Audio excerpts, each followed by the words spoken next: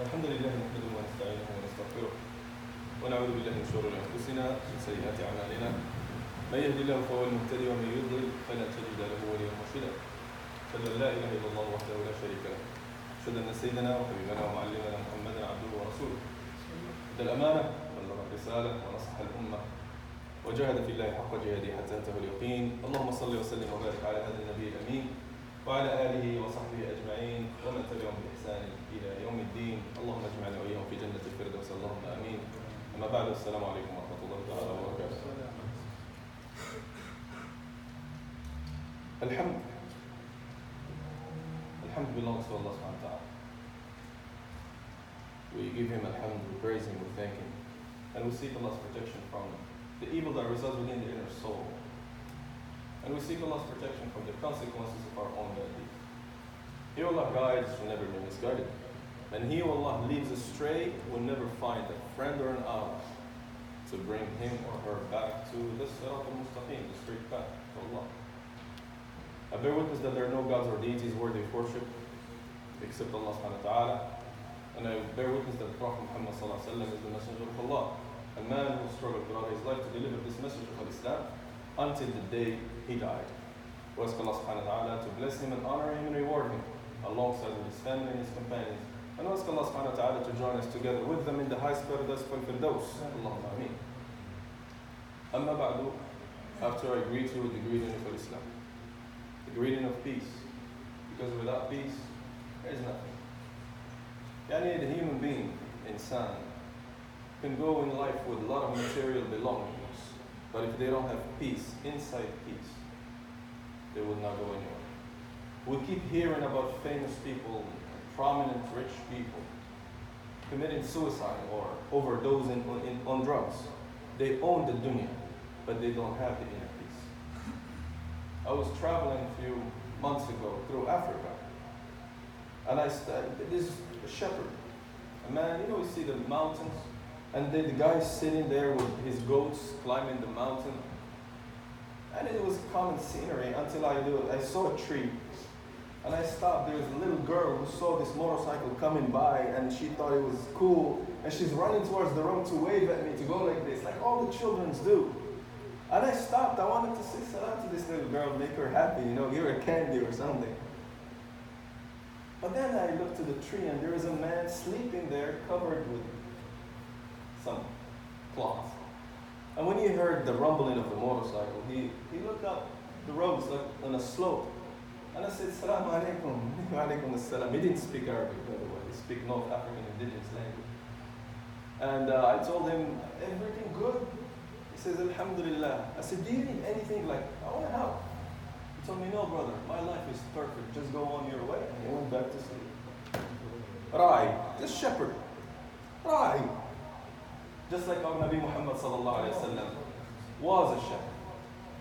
This humble beginnings, these humble jobs that these prophets and messengers of Allah did, that got them closer to nature, closer to Allah, and put them on a higher spiritual level. When Sayyiduna Ja'far ibn Abi Talib, the brother of Ali ibn Abi Talib, the cousin of Rasulullah sallallahu alayhi wa sallam, was face to face with the Abyssinian emperor, Al-Najashi, the king of the empire that stretched all over East Africa and Yemen, also was under East African rule. When he faced him and they were debating, and Amr ibn al-As, who was kafir back then, he's telling him, this man, he's a follower of this new religion called Islam, and their prophet is just a shepherd, just a ra'i. Like, who are we to follow some shepherd? And then in Najashi, radiyallahu anhu, he says, and Jesus Christ, peace be upon him, was a shepherd. He was a ra'i. That's the profession of prophets and messengers of Allah. So, I saw that man had the inner peace. He didn't need anything. He had his goats and he was sleeping under a tree. How many of us in San Diego have enough peace of mind? You're not thinking about your mortgage, your bills, your rent, your college fees, and everything, that you can go under a tree and sleep. Umar ibn Khattab radiallahu anhu, he was a leader of half of the world. He was the commander, Amir al-Mu'mineen. He was ruling over a state that stretches from Africa all the way to the Persian or the Chinese border defeated the Persians and the Romans. Yet he was sleeping under a tree one day with his na'l, his sandals under his head like this. So one of the ambassadors came to see him and they said, what is your king? He said, see that man sleeping under the tree? And that's him. That's the man who rules over this entire empire. Yes, right there.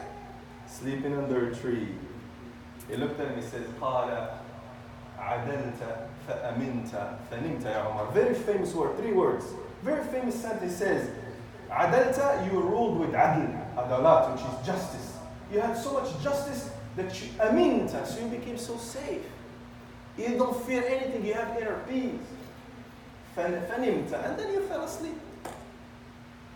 A lot of people these days take pills to go to sleep because they can't even find the time to sleep or the peace of mind to sleep. So a Muslim, when we say, when Nabina Muhammad sallallahu alaihi wasallam was greeted one time, he went to see some Arabs tribes came to see him. They heard about this new religion. They wanted to have an encounter with him, and they greeted him with what greeting? Like, hi, good morning. They had the Arabs used to say un'imta sabahan, un'imta masa'an. So like good translates like roughly good morning, good evening, something like this. And the Prophet sallallahu alaihi wasallam, he says, wouldn't you like me to greet you with a better greeting? A better greeting. He says, I don't know any better than this that we have been saying for centuries. He told him, say, Assalamu alaikum wa rahmatullahi ta'ala wa barakatuh. We hear it as we use it as just a greeting that we don't really appreciate. But when Nabi sallallahu alaihi wasallam says, Assalamu alaikum, he's asking Allah to give you the best of this dunya, which is the peace, a peace of mind, and the best of the akhirah, peace of heart. When people are all anxious and scared, and you're a Muslim, you have peace of mind. Why? You are looking for Muhammad sallallahu alaihi wasallam so that he can take you with him to Al-Jannah, inshaAllah ta'ala. Where everybody says, nafsi, nafsi, myself, myself.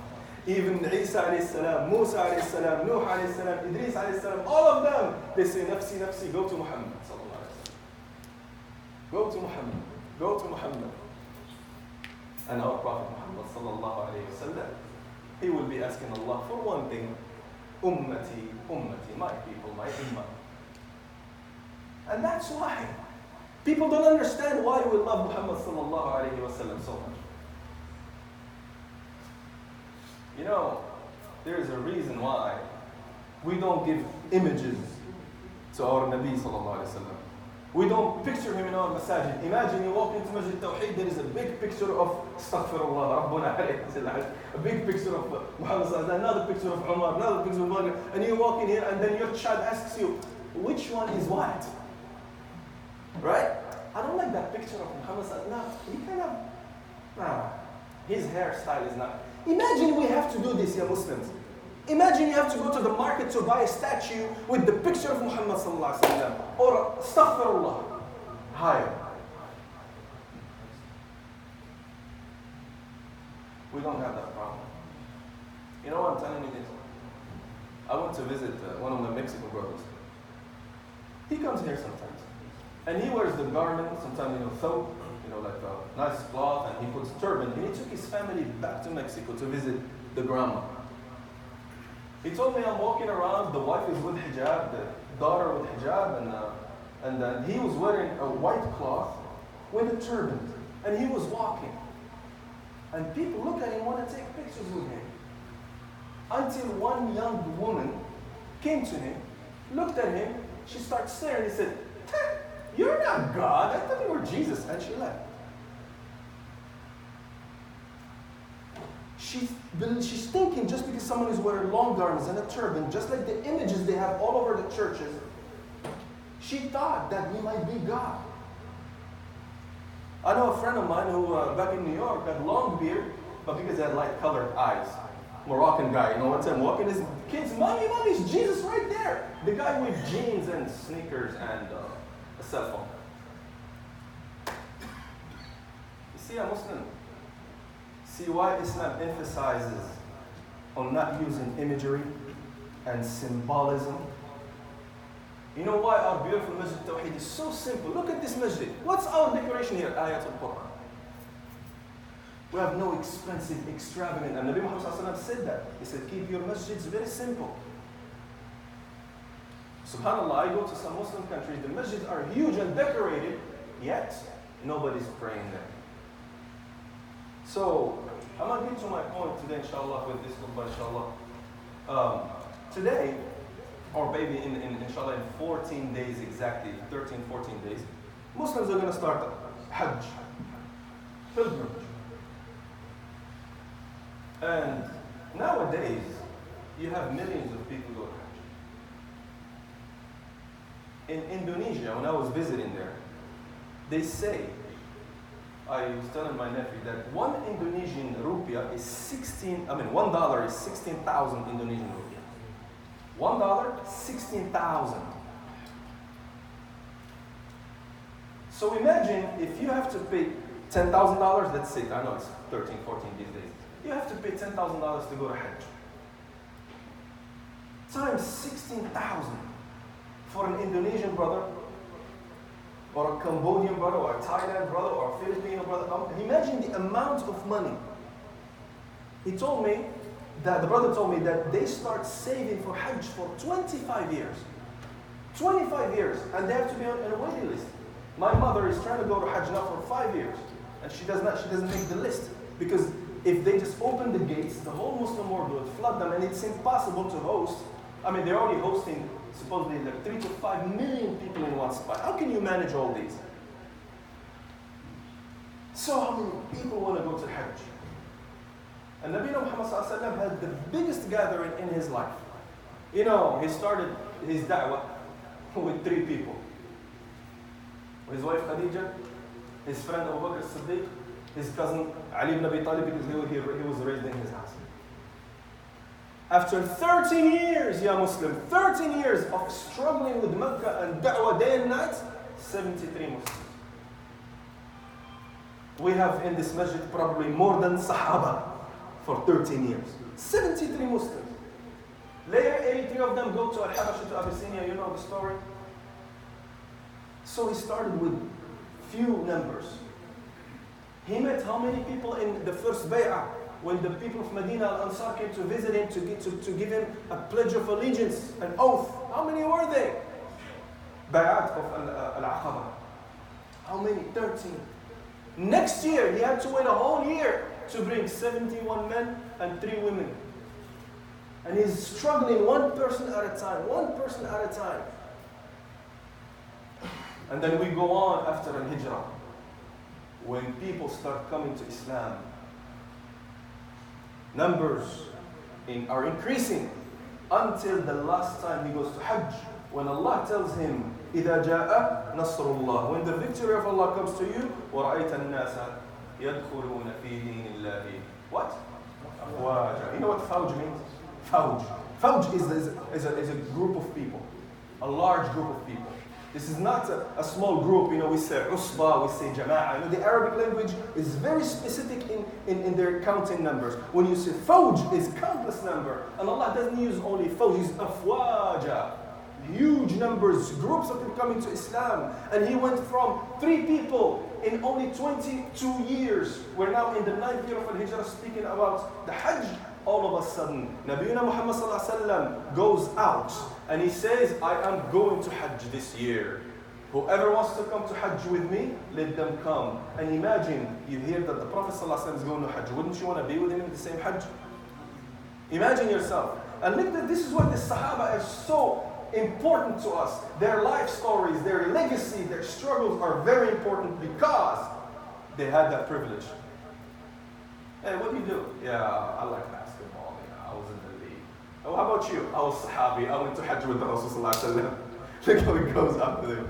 Imagine. These people had the privilege to say, when they were asked by Tabi'in, they say, did you meet Rasulullah ﷺ? And then Abdul Rahman bin Auf, for example, he says, we used to sleep next to him. We used to eat with him. We used to walk and march and fight and do everything alongside with him. We knew every single movement and every single thing he said. That's the Sahaba for us, the companions of the Prophet ﷺ. One of our mashayikh, he said that Allah subhanahu wa ta'ala looked in all the languages in the earth that He will create. And He found that the Arabic language was the most complete language to carry the book of Allah. And He revealed His Quran in the Lisan al-Arab, in the tongue of the Arabs. And He looked, when He created this Quran, He looked in the best heart to carry this Quran. And He found that the heart of Muhammad sallallahu alayhi wa sallam was the only container that could hold this Quran and appreciate it and deliver it. And then He looked in the hearts of all human beings, who are the people who deserve to be the companions of this man Muhammad sallallahu alaihi wasallam, and He chose the Sahaba with all their various degrees. Ya Muslim, Nabina Muhammad sallallahu alaihi wasallam, when he went to Hajj, he left us with a message. Just Google Hajjatul Wada' or the farewell Hajj, and you have the khutbah of the Nabi Muhammad sallallahu alaihi wasallam in all the languages in the world. He says, "All people, Ya ayyuhan nas, listen to me. اسمعوا لي واسمعوا قولي فإني لا أدري أني ملاقيكم بعد عامي هذا." I do not know if I'm going to meet you after this year. And why? Because when he says come to Hajj, he was speaking to 120,000 people. 120,000 people. I'm speaking to a small masjid here. I have to use microphone. How did the voice of the Rasul reach everyone? How everybody understood and listened to his words? 120,000 people. You tell me, well, they didn't have microphones. But I'm going to ask you the same question about Ibrahim alayhi salam. When Ibrahim and his son Ismail radiallahu alayhima, they built Al-Kaaba. They reconstructed Al-Kaaba on the same, foundations of Adam alayhi salam. Rabbuna subhanahu wa ta'ala told Ibrahim, وَأَذِّن بِالْحَجِّ. Now you call people to Hajj. He says, Ya Rabbi, I'm in the middle of the desert with my son and my wife. And I'm in the middle of nowhere. Who's going to hear me? The story says that Allah told him, your job is to call. My job is to deliver. And Rabbuna subhanahu wa ta'ala says, they will reach you from every deep trench, like any deep place on earth, they will come to Hajj. And listen to your Nabi Muhammad sallallahu alaihi wasallam marching, leading 120,000. 120,000 من المؤمنين الموحدين. The same people who used to worship Allat wal Uzza, idols scattered all over Arabia. This God is for fertility, and this God is for wealth. Wealth, and this God is for rain. And these same people, they will walk by the same places where they used to stop and worship idols. And they stop there and they laugh at themselves. And they say, look what we used to worship. Look at us. Umar ibn Khattab, one time he started laughing. They told him, Ya Umar, why you're laughing? He says, we used to worship idols. And I forgot. Anybody tell me what? You left your house, you forgot your wallet? Umar said, I left the house and I forgot my God. He forgot his God. His sanam, his ilah, was left at home. He went on a business trip and he needed to worship something. He said, I didn't have nothing to make a God with. And then I had some, you know what ajwa? Ajwa is a date paste.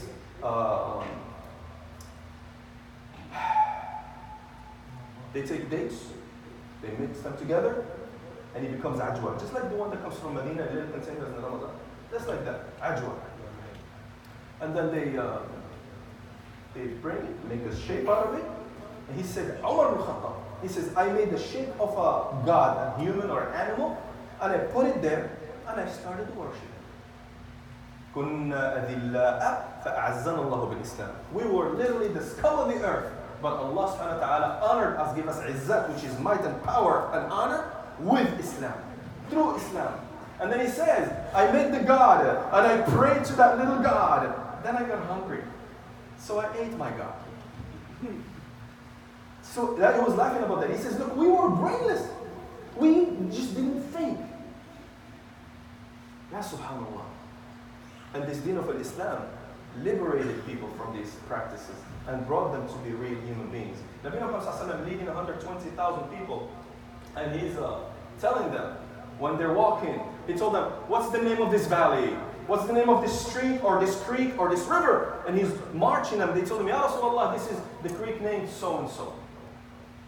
And he told them, كأني أرى أخي موسى يمشي إلى حجه له تكبير كالزئير. He says, I'm almost looking as if I am looking at my brother Musa. He's walking through this valley and he's going to his Hajj. He's telling them about the Hajj that Musa ﷺ did before. He says, I can almost see him. This is the spot that my brother Musa walked. And he went to his Hajj and he was making takbir so loud, you would think it's the roaring of a lion. كأنه زئير. Allahu Akbar. And then he goes on to the next spot. He says, what's the name of this street or valley or road? They told him so and so. He says, كأني أرى أخي يونس ابن متى. As if I see my brother Younus, the son of Matta, coming through. He's screaming with his takbir. Nabi Muhammad says that all prophets and messengers of Allah, they perform the Hajj. So, when he finally does his manasik, and he told the Muslims, خُذُوا عَنِّي مَنَاسِكَكُمْ. Take your manasik from me. Manasik are rituals of Hajj. Do as I do. And the Muslims were looking at him, practicing what he did, and he would speak loudly, and he would make, everything that we all know today. But when he finished, and now he has 120,000 in front of him, he stood up to speak. In the middle, he says, oh my people, listen to me. Maybe you're not going to hear me after this year. Umar ibn Khattab radiallahu anhu, 13 times in the Quran, 13 times, يوافق قول القرآن يا عمر. Umar ibn Khattab, when he's 13 times he gives his opinion to the Rasul sallallahu alaihi wasallam, and Allah confirms his opinion in Quran. So that's how much Umar ibn Khattab understood the Quran.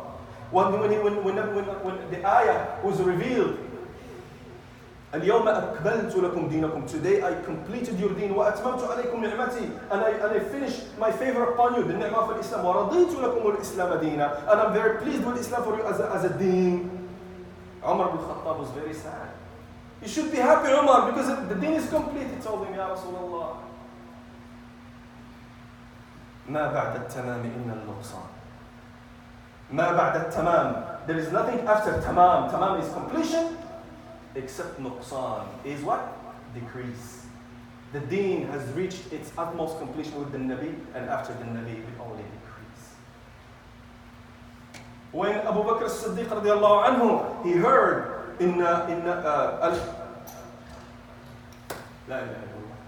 when he heard أعوذ بالله من الشيطان الرجيم بسم الله الرحمن الرحيم إذا جاء نصر الله والفتح ورأيت الناس يدخلون في أفواجا فسبح بحمد ربك واستغفر إنه كان توابا. He says, you know what the Rasul just recited to us?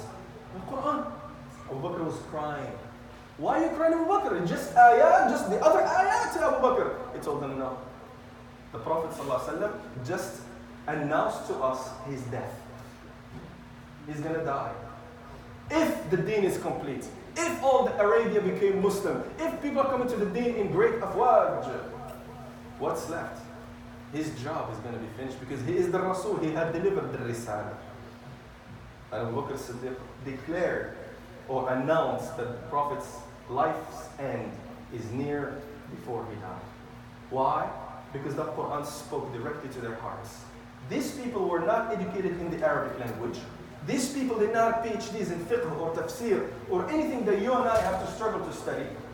These people were just what we call, or let me say it a different way. لَقَدْ كَانَتْ لَهُمْ سَلِيقَةُ الْعَرَبِ.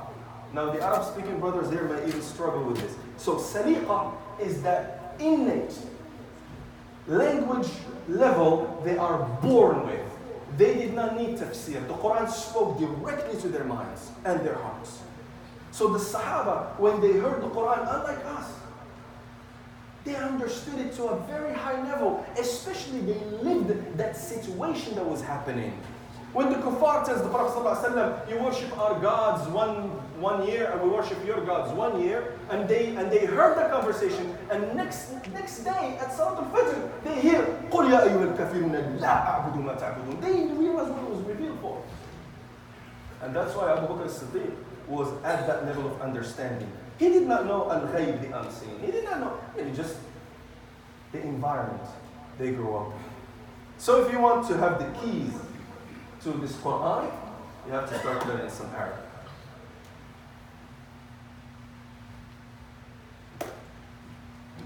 Oh my people, listen to me. Maybe I shall not meet you after this year. And he started giving them some advice, which we'll get back to inshallah after the break. أقول ما تسمعون واستغفر الله لي ولكم فاستغفروه إنه هو الغفور الرحيم.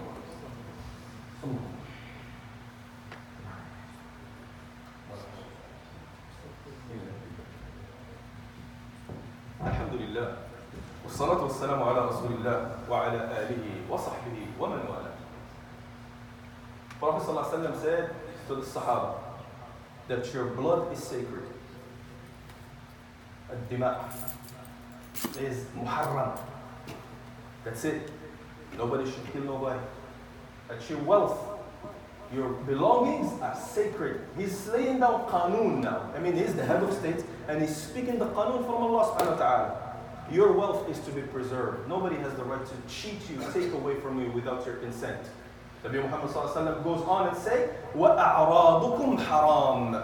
Your honor is also sacred. No Muslim can take the humiliation or the slander from anyone because his honor or her honor is haram. Meaning, ya Muslim, you don't speak in the honor of your brothers and sisters. And you go, look, I see what he did. All she said, all that namimat and ghaibat and all that stuff, it became haram. If the Prophet is going to tell us the last of his words, they have to be very important. This is the last khutbah, the last sermon. And he goes on and says that, and remember one thing, that these things are haram, that are sacred, muharram, just like today, Arafah. Not today, but Arafah will be inshallah in about 24 days. And it's sacred just like this month of the Hijjah, just like sacred like this place of the mountain of Arafah. The sacred place of Islam we go to finish the Hajj. Without Arafah, there is no Hajj. You go do all the manasik. If you don't go stand in Arafah that night, there is no Hajj. So it's very important. And he tells them, your blood, your wealth, your honor is so sacred like this mountain of Uhud. Mountain of Arafah. It's very important. He says, remember one thing, you will meet your Lord and you will answer for all the things you have done. Remember one day you will stand in front of him. And he goes on, I don't want to take too much because the khutbah is not going to, I'm running out of time. And he says that the shaitan had given up to be worshipped in this dunya. Shaitan knows that no Muslim is going to go worship shaitan. He knows that. So he had given up hope to worship him. But he did not give up hope in the small of sins that you don't pay attention. يقول صلى الله عليه وسلم ولكنه أيطاع فيما سوى ذلك فقد رضي بما تحقرون من أعمالكم. He is satisfied. Shaitan is happy with the small a'mal that you do, wrong a'mal that you don't pay attention to. That's what shaitan is trying to focus on. Get you from the small deeds one by one so that you fall in sin. Moving on. Ya ayyuhan nas. Nabi Muhammad sallallahu alaihi wasallam goes on to make two things haram. Check this out. Very important. The sunnah of this Nabi Muhammad sallallahu alaihi wasallam, whenever he wants to tell Muslims to do something, he starts with himself. Or he starts with his family. Even in the battles that he fought, when people, there is a word called mubarazat. Mubarazat, in your face, fight one-on-one. Mubarazat. The kuffar will go in battle, hey, anybody want to do mubarazat with me? Come outside, let's fight one-on-one. And the Nabi Muhammad sallallahu alaihi wasallam, whenever they asked for mubarazat, these big, strong warriors from all over Arabia, and the Sahaba are waiting, he tells them, Ali, go. Hamza, you go. Ja'far, you go. He sends his own family. He didn't tell, okay, you go fight, I'm going to stay here and enjoy myself. And you die, no problem. That's not the Nabi Muhammad sallallahu alaihi wasallam. He sends his own family. And today, in Hajjatul Wada, in the farewell Hajjah, when he gives the last sermon, he made two things. He says, from today on, vengeance, you know the word intiqam? Intiqam is when someone kills someone from a family, the family retaliates, retaliation. So basically the Arabs, they would go for 4 years. One family kills this guy, the family kills the other guy, and they start killing one another with no end. The Nabi Muhammad ﷺ, he says, from today on, intiqam or vengeance or retaliation is haram. Nobody has the right to go take the life of someone because he killed someone. We have to go to court. If there is any killing, there is qanun, there is sharia, we go to court. And he said the following. He says, you know my cousin Rabi'a, Ibn al-Harith ibn Abdul Muttalib, his own cousin, the son of his uncle, the son of his grandfather Abdul Muttalib. He says, you know Rabi'a was murdered by a tribe called Hudayl. They have some issue. You know that his blood, we have to take revenge. You have to vengeance. We have to retaliate his blood. He says, the first blood I will forgive is the blood of my own cousin, Rabi'a. I forgive the tribe who killed my cousin. So he started from his own family. He says, وَأَنَّ الرِّبَا عَلَيْكُمْ حَرَامٌ حَرَّمَهَا Allah. He said, الرِّبَا is usury or dealing with interest. He said, riba is haram, and the first riba I'm going to cancel, ilgha, you know, he says, my uncle Al-Abbas is here. He was a wealthy businessman, and he used to loan money with interest, with riba. And you people owe him riba. Many of them not even Muslims. Those of you who owe him riba, I'm telling you, the riba of my uncle is forgiven. And that's why the Sahaba of the Nabi Muhammad ﷺ, when they followed him with the utmost love and trust. He was not a man of words, he was a man of actions. I have a lot to say, but time is short and I know you guys gotta go to work. Last reminder, this is the day of Jum'ah. When Allah tells you, a Muslim, to leave everything, when the call of Jum'ah comes to you, forget about the dunya, forget about business, and come here for this 1 hour or 2 hours to dedicate your attention to Allah subhanahu wa ta'ala. And after that, when you go out for your dunya again, you go earn money, mashallah, remember one thing. Remember to remember Allah, even in your business. We don't forget Allah once we leave the door. No, we take Allah with us from the masjid and outside the masjid. واذكروا الله كثيرا لعلكم تفلحون. Remember Allah a lot so that you might be successful. Ask Allah subhanahu wa ta'ala to guide us to understand His deen and implement the recommendations and the advice of the Prophet sallallahu alaihi wasallam. Ask Allah subhanahu wa ta'ala to forgive our sins and the sins of our parents, the sins of our forefathers and our teachers. Ask Allah subhanahu wa ta'ala to bless the Muslim children all over the world and especially in this country. Ask Allah subhanahu wa ta'ala to give shifa to those who are sick. Ask Allah subhanahu wa ta'ala to give healing to those who are depressed. Ask Allah subhanahu wa ta'ala to bring peace and unity to all of us and all over the world. اللهم اغفر للمسلمين والمسلمات الأحياء منهم والأموات. اللهم لك كريم مجيب الدعوات. اللهم اغفر لآبائنا وأمهاتنا يا أرحم الراحمين. اللهم اغفر لنا ولآبائنا وأمهاتنا يا أرحم الراحمين. اللهم احفظ أولاد المسلمين. اللهم احفظ أولاد المسلمين. اللهم احفظ أولاد المسلمين وقومهم وفقههم في هذا الدين يا أرحم الراحمين. عباد الله إن الله وملائكته يصلون على النبي يا أيها الذين آمنوا صلوا عليه وسلموا تسليما. اللهم صل على محمد وعلى آل محمد كما صليت على إبراهيم وعلى آل إبراهيم وبارك على محمد وعلى آل محمد كما باركت على إبراهيم وعلى آل إبراهيم في العالمين إنك حميد مجيد. وارض اللهم عن ساداتنا أبي بكر الصديق وعمر الفاروق وعثمان بن النورين وأمير المؤمنين علي بن أبي طالب